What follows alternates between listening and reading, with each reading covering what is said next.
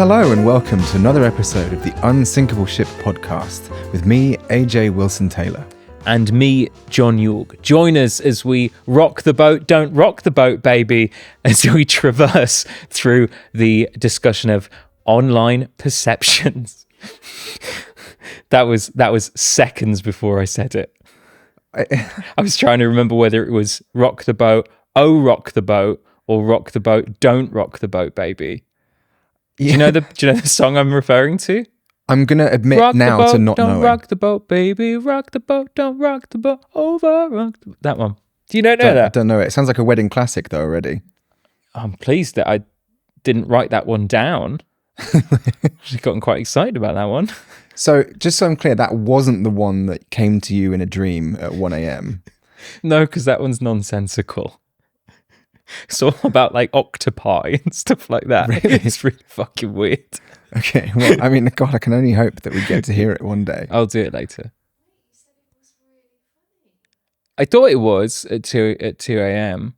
Yeah. I thought it was. But you think loads of shit's funny at 2 a.m. Yeah.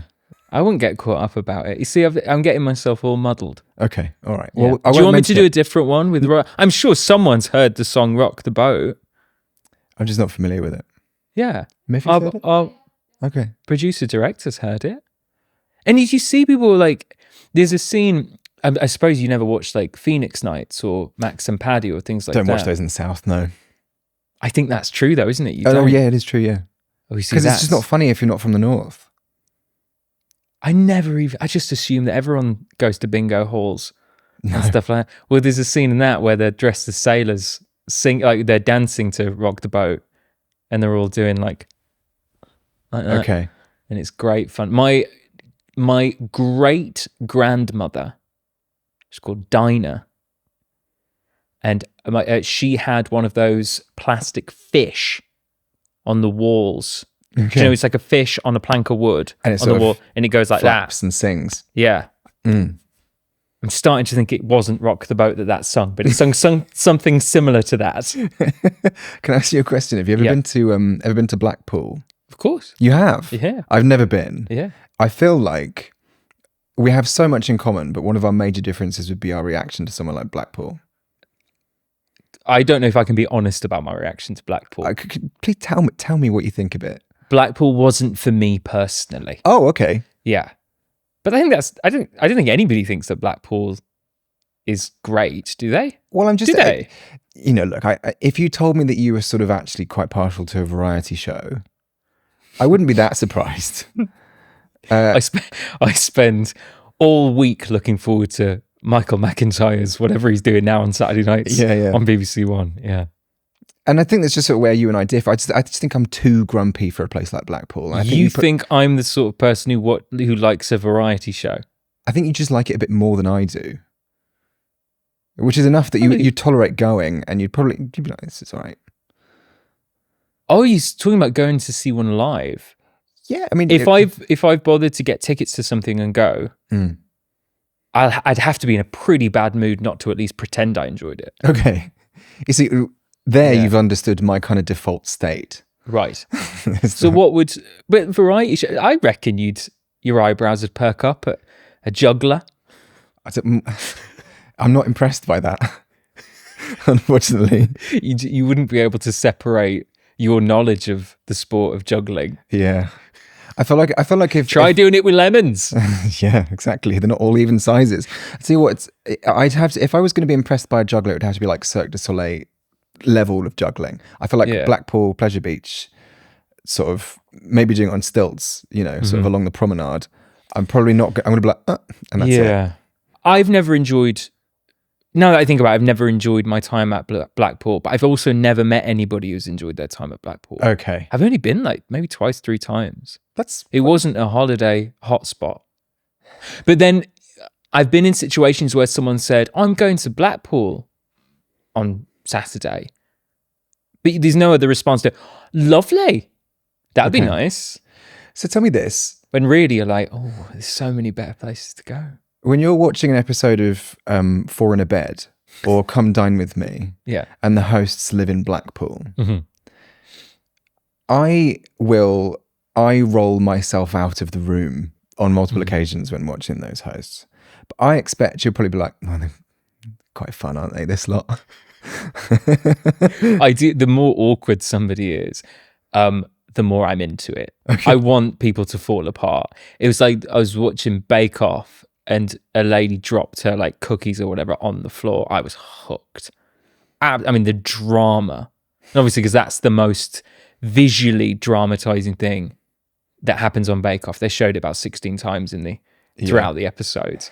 And everyone's, oh, so good. Give it to me. Because you strike me as somebody who, and be honest, has applied to be on Come Dine With Me. No. I don't believe you. I've not applied to be on Come Dine With Me, no. Because you like cooking. Yeah. You like hosting. I think that those two qualities rule me out of being a contestant, don't they? Just that's not what they're looking for. What sort of character or persona do you think you would try on for size in Come Dine With Me? Would you? I think I would be the one who probably puts together quite a pretentious menu. Do you know what I mean? Sort of trying to persuade people that I've travelled beyond, the northwest of England, and I know some words in different languages for food items and stuff. I'd be that guy. This starter is actually a Blackpool dish. Yeah, you won't have heard of it. AJ's Pleasure Paradise. It's a good name for a look. At least I know that I've got a future on Blackpool Pleasure Beach in a variety show because that name it sells itself. There you go. You can have that. Thanks. I might need it. But you think because if you think about those shows like Come Dine With Me, like anything, the contestants know why they're there. They're there to make television, right? So they have to be. It's like the people on Big Brother. They get on Big Brother because they say things in their interview stages like, "I don't get on with anybody. I'm very quick to temper. I will cause drama." And they're like, right, you get right in. Whereas if you go in the interview for one of those shows and go, do you know what? I like everything. And I get on with pretty much most. Well, what are you doing here? That's true. Yeah. That is true. Although I'd argue that I don't think most people who go on Come Dine With Me are as self-aware as you've suggested they are. No, but is that because they know what they're doing though? I just think I think they've accidentally been chosen because they're entertaining. I don't think they. It's not like like, did you see that video of Jez from Peep Show's like his Big Brother audition tape? I don't think it was ever included in the show. It's on YouTube though. Yeah, I think it was like an extra, like a DVD extra. It's like Jez's Big Brother audition tape. Yeah, and like he wouldn't have been chosen because he's trying to be mad. Yeah. Whereas I think the people who actually are chosen truly don't see themselves the way that they come across. Yeah. Like at all. Yeah. Because if they did, they wouldn't go on the show. So do you think you're too sort of self-aware, do you think? Maybe. And that self-awareness actually ties perfectly into what it is that I want to talk with you about today. It is about putting yourself out there and that perception of yourself and like how we as content creators and people who've been creative for a time wrestle with that in our personal lives because it is a nightmare. Massively. Let me posit something to you. You and I met online and on the forums. I would say that like the transition from being online friends to being real life friends felt seamless. It didn't feel like there was a barrier that we had to cross. We picked up precisely where we left off. And admittedly, that's probably because we'd done the sexy stuff remotely before we met in real life. So that helped to sort of break the ice a little bit. Yeah. But as a rule, I want to ask you what you find more anxiety inducing generally. Is it converting an online friendship into a real life one? That moment of, meeting somebody who you've only met online, which historically was a very anxiety inducing thing to do, I would say, is meeting somebody from the internet. Hugely. Or showing your real life friends what you do online. Well, they're both the same psychologically because they're both revealing the other parts of you. I would say both are anxious ridden, but one is exposing somebody to the reality of you, and one's exposing somebody to your dreams. Right. This is who I want to be. This is who I'm trying to be. So one is like kind of, so I've wrestled with the anxiety with both of those kind of transitions and introductions. I would say personally, it's been more difficult for me to showcase my social media and my work to people who know me in real life, because there is a bit of a, but they've known me for forever in some cases. They've been in those situations with me where I've embarrassed myself or come across as a complete tit. And they've gone, and look at you now on Instagram pretending you're all that. Well, see, this is interesting because, I wonder whether or not, because I've been embarrassed of my online content with my friends for since social media's existed. Yeah. And I would say way more so previously when I was doing things like, showcasing the fact that I was a musician, or I was just sort of trying to do gigs or like promote the tour that I was doing and things like that. Those things I found embarrassing when it came to showing them to my real life friends.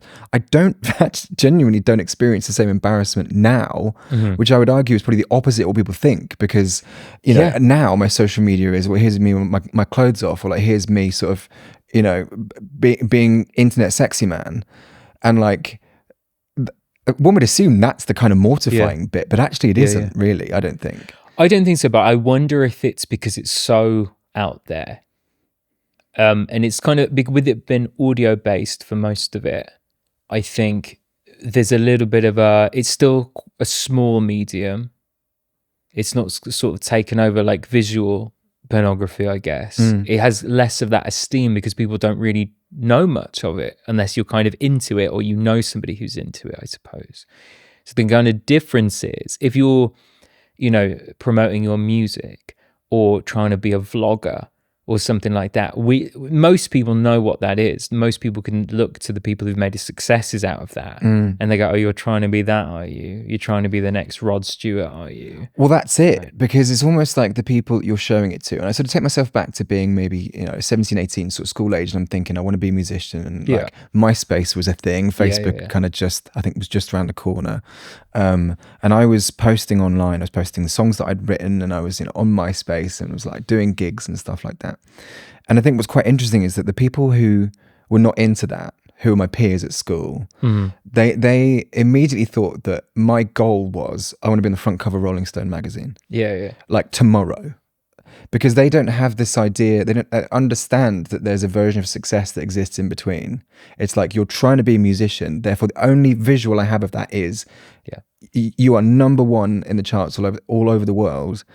And then immediately they go, well, what makes you think you can do that? Yeah, you have to be a superstar. Yeah. Yeah. And they don't buy it.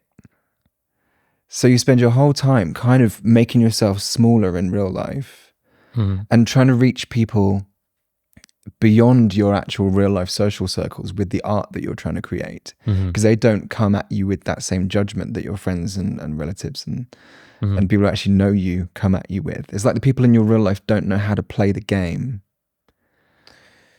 It's interesting. I think it depends on like what sort of personalities you find yourself sort of been around. I think there is certainly the kind of, the kind of dad figures or the kind of blokey figures who will let it be known their either confusion or their mockery of what you're trying to do. And I don't think there's any getting around that. It's just uncomfortable for everybody. But I think I really relate to what you said about the autoerotic part.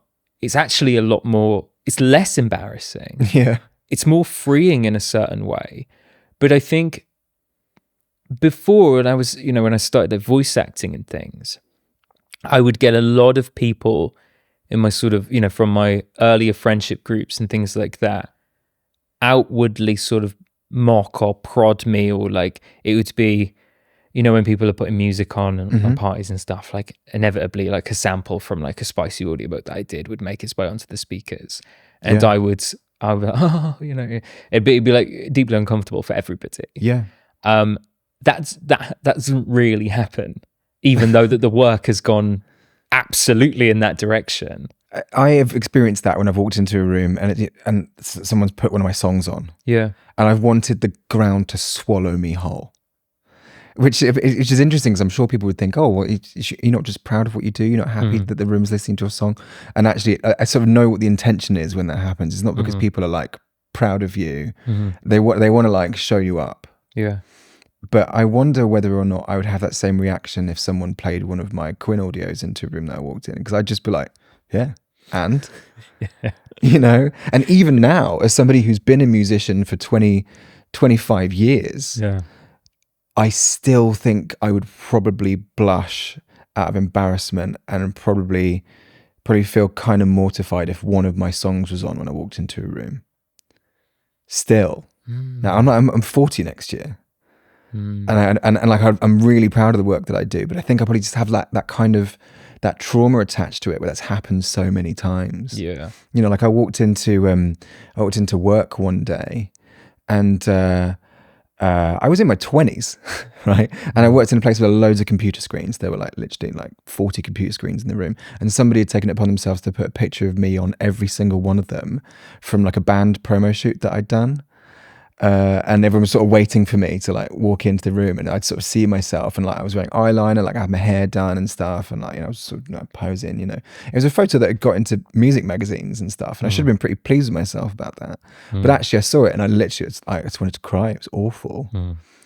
And I don't know what that is, that people in your real life just don't know how to support you in the same way that your sort of imaginary online friends feel very natural doing. Yeah. And get more on about the sort of other way, you know, the on the flip side and stuff in a moment. But like, you hear about, or like when I would get upset when someone had teased me for like the work that I was doing, and I would console people like really, really close to me.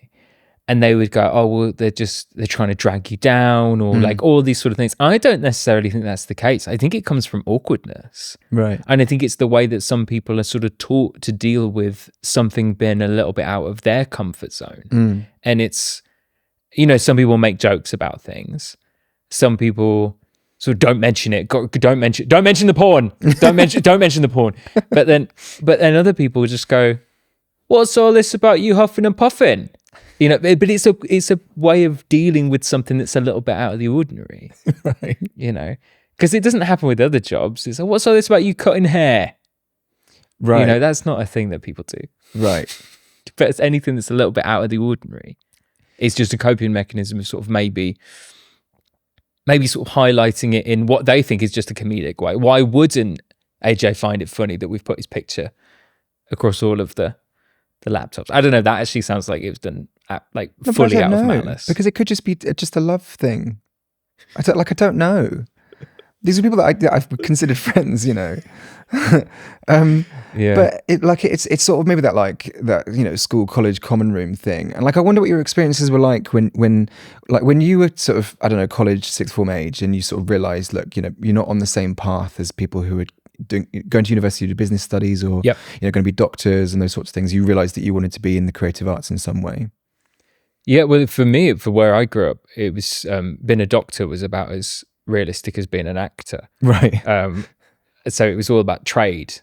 Sure. Are you going to get a trade? And in the age of AI, they're having the last laugh, to be fair to them. But true, yeah. but that was the thing in my background of like, are you going to be a plumber? Are you going to be an electrician? Are you going to be an engineer? And to be fair, those kids who dreamed of being an engineer was a bit like, are you sure? Right. Because it's a lot of, you know, so to be fair to him, but yeah, it was all that kind of in that sort of realm. So if you wanted to do anything other than get an apprenticeship, and you know, it wasn't necessarily like, people would just make sure you understood that it was a big step and a lot of work was involved and all the rest of it. But like, there's hard work in doing anything. Absolutely, yeah. If you want to do anything great, you have to, like, anything well, you have to put a lot of hard work into it. But it was just that, yeah, there was a lot of, I didn't like the careers advice that was offered to me and my peers. A lot of it was very sort of patronizing and very sort of negative. And fair enough, like I get that you can't tell everybody that they're going to be Madonna. No. But like, don't like crush somebody in the palm of your hand on a Tuesday afternoon. It's interesting because I think even when I got to the age of maybe like 19 or 20, I had people saying to me who I'd been at school with, "Oh, you know, you're still doing that music thing then?" Yeah. He's still like as if I hadn't woken up to the idea that it was never going to happen. Like they all knew it, and then I'm still kind of chasing the dream, you know. And they say things like, "Oh, well, you know, like maybe you should go on X Factor or something." You know, I'd vote for you if you win an X Factor. And I'm that could not be more insulting. It's literally the most insulting thing anyone's ever said to me. But like they just don't. It doesn't come from that place. Yeah, it's just they just don't understand. Like, no, and it's meant with love. I think that's a thing to remember, is that most of the time, because people like X Factor. And like, I imagine I know, but I imagine the person who says that was like, "Oh, Britain's Got Talent again," like is another one. Yeah. The people go, "Oh, you should go on that," but it's because they're saying like, "I think you're talented," and like that's how people are discovered. And so, you know, from like an outside, it's like people said to me all the time, like, "Have you ever thought about doing like a cartoon?" Right. Like, and I was doing audiobooks, I was doing like commercials and voiceover and stuff, and it's like, I never thought of it. Never thought about being in The Simpsons. Or of course I want to be in The Simpsons. Yeah. It's like when people say to me, "Oh, have you ever thought about getting a record deal?" I'm like, oh my God. Yeah, or getting a manager. Oh, you know, it's such a good idea. Trying it. Oh my God. I would love to be in Ratatouille. I would love to. You don't know how much I would want to be. But he's like, have you ever thought about it? You see, I've got my 20-year school leavers reunion coming up. Crikey. I know. Yeah. I don't feel like it's possible. And what's really interesting about that number is, because I went to the 10-year school reunion.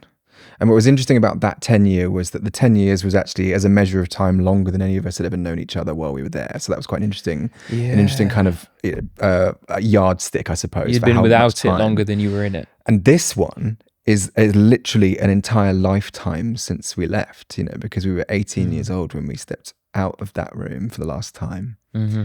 And it's 20 years later. So we've all lived an entire other life since we last saw each other. Are you keeping up with many of these people on like social media and stuff? No, not at all. So, I mean, you know, I didn't keep close relationships with people I went to school with. I have like one really good friend, like a couple of people that I, you know, maybe stay in touch with. But here's the thing though, because I've separated my current social media from my like first edition social medias. Yeah. You know, like I have my personal social medias, but I don't use them. Mm-hmm.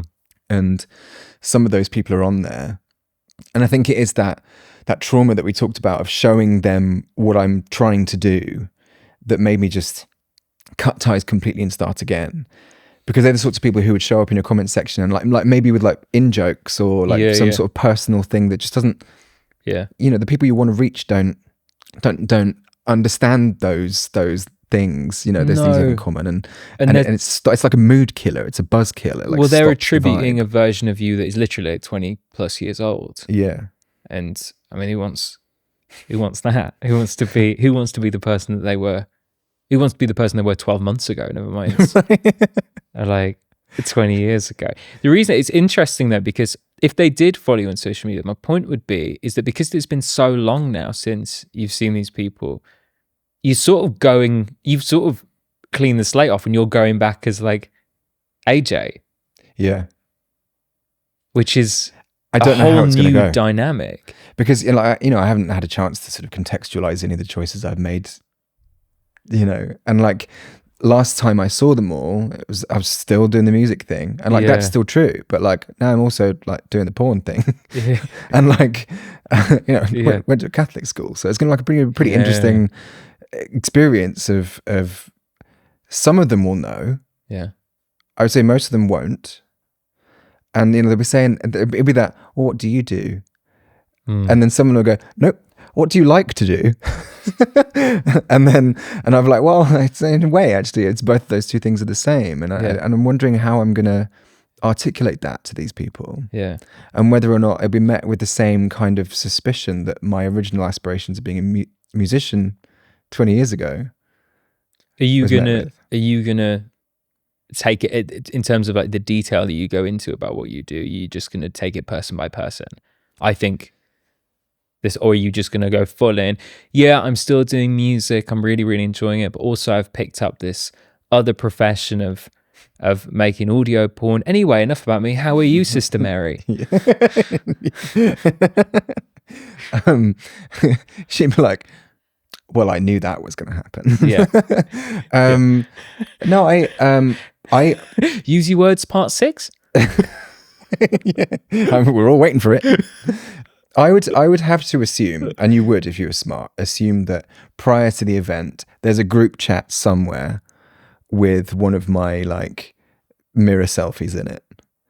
And if I made any attempt to downplay it, people would just be looking at me like, I know the truth. Mm-hmm. Do you know what I mean? Mm-hmm. You just have to assume, especially if it's like a school reunion. And these like old behaviors come back, don't they? You know, sort of back on the premises. You know, you're 15 years old again, and you're gossiping with your mates. You know, well, it's why Christmas can be quite stressful for people when they go back to their families, because they become who they were when they were a kid. Yes, and they get like they're not allowed. They subconsciously as well. Nobody chooses to be, but it's that you can be anything. You can be as professional as they come, and then yet as soon as you're back in that old family home, you're the kid who always spilt the juice. And it's the same in the school. You're going to be that kid who had the bathroom incident at whatever his names were. That was primary school, thank God. Nobody at my high school knew that happened. But I was the kid who you know was like, who played the guitar, like got tattoos. Got my first tattoos when I was still there. Okay. I had to hide them underneath my school uniform, you know, because I would have got kicked out. Yeah. And then inevitably got kicked out for something else completely different. Yeah. And then, you know, sort of went off and, you know, tried to make a career as a musician. Yeah. So like there will be inevitably like a curiosity about what happened, like what happened next. You know, in a way that I suppose is different to, you know, so-and-so had a very sort of clear path set out in front of them. Let's say they wanted to be a journalist, you know, they studied English and like went off to be a journalist, and like they've done lots of interesting things, but like I suppose it's less dramatic, I suppose, in a way. Yeah. So I'm a bit anxious about how to walk into that room. I have no clue why you're going. Is there a part of you that wants to sort of make peace with that? That's what the 10-year was about for me. Yeah. Because my leaving was quite turbulent, and I was like, I wasn't sure whether or not I'd even be welcome in the room, you know, because you tell yourself these stories that, you know, like maybe it's like a defense mechanism that like, I didn't belong there, you know, like they didn't like me. I didn't like them. And you soothe yourself by sort of saying that like, it was destined to never work. But then when I went to the 10-year, everyone was lovely. They were thrilled to see me. What a letdown. Yeah. And I was like, right, come on then. And everyone was like, oh my God, you're here. I was like, oh yeah. Oh no, you're all really nice. Yeah. Because like the idea that I'd created in my head just was no way connected to the reality of the situation at all. Was that quite a learning curve then? Was that like a learning moment? 100%. Of like, what else have I been lying to myself about? Yeah. What else have I been holding on to that it was actually a fabrication in the first place by me out of anger and confusion and just like hormones. Yeah. Do you know what I mean? Like it's a really confusing time when you're that age. And like everything's so visceral and just deeply felt, and it felt like all the anger and all the hurt and all the betrayal and all the heartbreak and all of it's just like deeper than it ever will be afterwards. And then you confront it 10 years later and you realize it was just you know, it's not real. So I don't know how another 10 years after that. At first, I don't really know how it's passed so quickly. It feels like it's just like it's gone. But I don't know how the experience that's going to be different now, especially given what, you know, we do for work. You'll have to let us know. I don't know. I want to say it'll be all jolly and everyone would love it, but you know, some people have a really bad reaction to it. Some people do, because they've got their own things going on, or like their own preconceptions about stuff. Or like some people like find any kind of liberation grotesque. Do you think that's like, because they are in some way unliberated themselves, and they see somebody else living their authentic selves, and they're like, well, if I can't, you can't? I don't even think it's that deep. I just think some people really find comfort in hating things. It's a really nice, like, you know, the moment that I stop hating things or blaming other people, the moment that I have to go, oh shit, am I just grumpy? You know, if you're in the zone of like, oh, you know, insert whatever here is wrong, and this person feels this. Oh, what's the world coming to? Ah. If you stop doing that, you go, oh, am I just a dick? Oh God, I mean, that's horrible to come to that realization. So I don't blame people. I don't think most of it is that deep, to be honest. Sometimes maybe, but sometimes people just, they find comfort in sometimes aggressiveness, but mostly just sort of putting shit down. But you spend a lot of your time around people who know what you do for work. Yeah. Who are like some of your friends, but like some are just sort of like acquaintances. Yeah. I'd say it's fair to say that you're sort of known for what you do. Locally. Yeah. So I live in a really small village. It's a sort of village that everybody knows everybody. There's no hiding. There's rumors and gossip and stuff, which is great. But all this sort of stuff. Everybody knows everything, and it takes one person to know. And I got drunk and told somebody, and then everybody knows. But to my surprise, I mean, a few of the sort of old sailor lads might give a bit of a, but most people are pretty all right about it, and really sort of, oh well, if you're doing that, and you know, there's like one of the people I'm sort of closest to in my village. We're not like close, but like he's the person that I talk to the most out of that kind of group. I mean, he also like runs his own business, like car valeting. And like, but like we have that kind of connection of like, he's got his own business, I'm finding my own work. And like, it's almost like it doesn't matter that one's valeting cars and the other one's doing porn. Right. It's more like that. It's more like that because we connect over. Well, some months are really good, but then some months are quiet months, and like you really bond over that. So if you look at you find that most people, once you get the human angle from it, once you humanize stuff like that, I think I've had no sort of real worries. I mean, sure, a few jokes here or there. Yeah. But I think also that's on you and how you react to that. Because if you really like, if you sell been upset, that's your life over. Yeah. Whereas if you go, yeah, no, that's me. No, that is me. Yeah. Yeah. Do you want to listen? Hey, all right, maybe later. You're fine. Absolutely fine. Yeah. Can't show weakness. No, and it'll be fine. Absolutely fine. But like we talked a lot about people who know you, coming to know that, you know, you exposing your sort of dreams or your profession, I suppose, in this regard. But it all starts from dreams, doesn't it? Because the things that you're putting out there, you want to be seen as. Yeah. Right. We were the opposite. I knew you as a musician, right, rather than somebody who was becoming a musician. Right. If you get my meaning. Like I do, yeah. Yeah, I saw your work first. Yeah. And then we sort of did it in reverse, where you were like, where I sort of then began to learn the parts. Well, I haven't always been doing this. Actually, it's taken me ages to get to this point, and it's, right, you know, all this sort of stuff. So you sort of do it in reverse. That kind of thing what we're talking about with the social media, where it's like you let people into the reality of it. You really get the reality of you, which can be equally as anxiety ridden. Do you think there's sort of a sweet spot where the social proof kind of does the work for you? Like, for example, if you were doing everything the same right now as you do, and people around your town knew you as the guy who moans into a microphone, you know? Yeah. Do you think your experiences of that would be different if you had, say, 15 followers on social media, and people knew that, or do you think it'd be exactly the same for you? For me personally, like the people who poke fun at me don't really see me on social media, right? So it doesn't matter to them. Like, they don't care. So that's so interesting. It's people I went to school with, that kind of vibe. And I wouldn't say it's the followers. It's like the comments help a lot, because if they you know, see a photo of me and they think, oh Christ, what's he trying to be now? Or he's in Los Angeles, is he? Fuck him, right? Okay. Open up the comment section, ready. But then if they see a few people going, oh, I liked that piece of work that you're talking about, or have a nice time and stuff, it's more awkward for them to come in and go, argh. Precisely. You know. Because for me, it feels like the reason why I separated my old social media from my new social media is sort of like precisely for that reason. It's because the culture of the space permits people to actually like what I create now when I'm not showing it to my friends first. Mm-hmm. And if friends happen to see it, what they see is people enjoying it.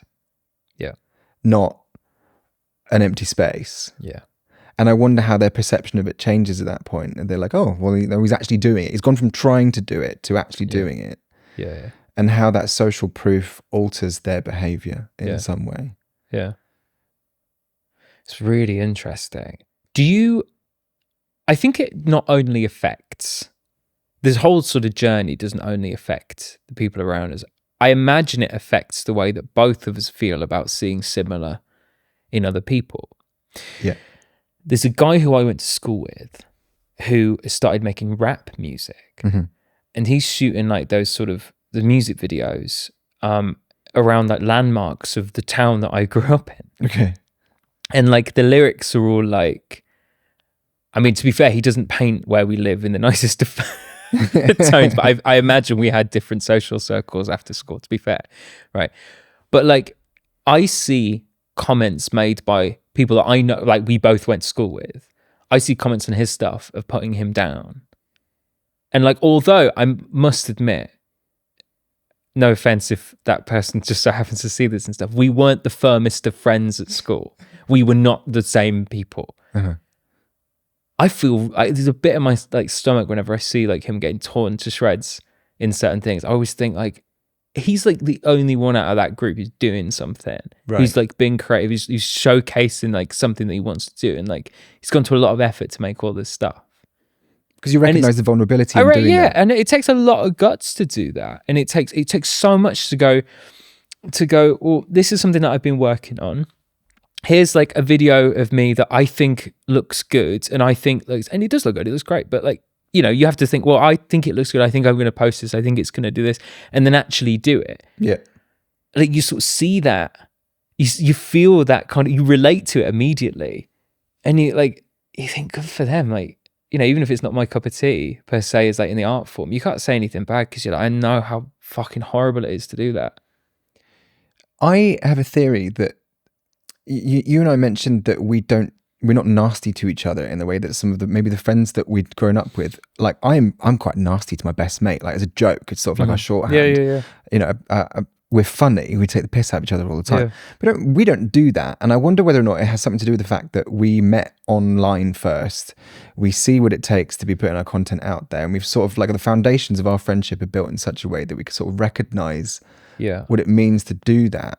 And like, one measure of that for me is that if I'm making a social media post, if I'm posting on TikTok, out in public, even in front of strangers, if I'm making a TikTok, or if, like, God forbid, I have to do it in front of a family member. If my mum was in the room, I'm like, all right, sorry, mum's going to make a TikTok, and I'm doing that.